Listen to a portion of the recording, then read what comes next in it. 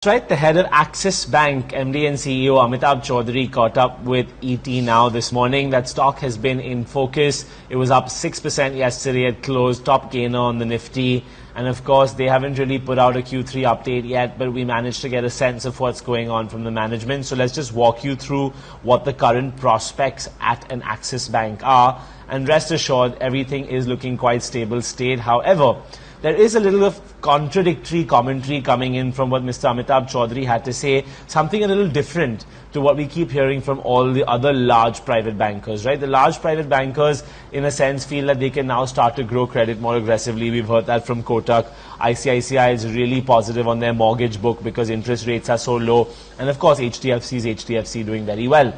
Now, Axis is the first, prominent competitive large private bank which has come forward and said that while credit demand seems to be holding out and there is definitely not a case of pent-up demand, it's nowhere back to where it was. So all the high frequency macro indicators may be showing us right now that credit is growing, that the demand for credit revival is very much on the cards. But then hearing what the top boss had to say gives you a little more perspective on things. And he's of the view that the vaccine rollout is going to continue to stimulate the economy. However, he doesn't see corporates really taking the front foot on doing large CAPEX in India. And until that happens, we are going to see subdued credit demand. So while there have been turnaround in sectors like IT and infra spending, that necessarily isn't going to revolve into a huge boost for credit demand. So he doesn't really see credit in India growing at 15 to 20% like it might have done in the past. He feels that we'll land up more with a 6 to 7% kind of growth this year,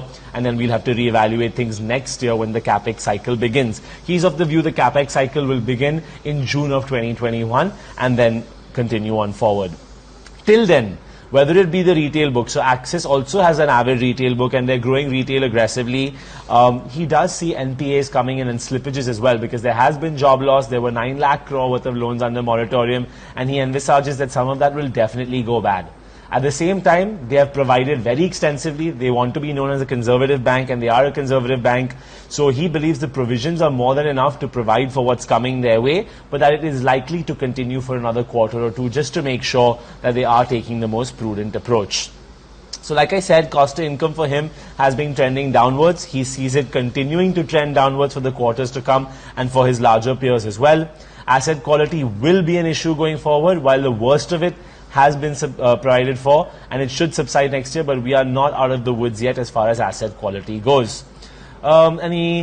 Otherwise, quite bullish on the overall digital prospects. He highlighted how Axis Bank has a much higher market share in digital banking versus traditional banking. So if you look at the market share they have in assets, advances and deposits, in digital and UPI, it's significantly higher, almost 2 to 3x what their traditional banking business market share is. So that will be a key growth lever for them going ahead as well. And that was the major takeaways of Mr. Chaudhry this morning.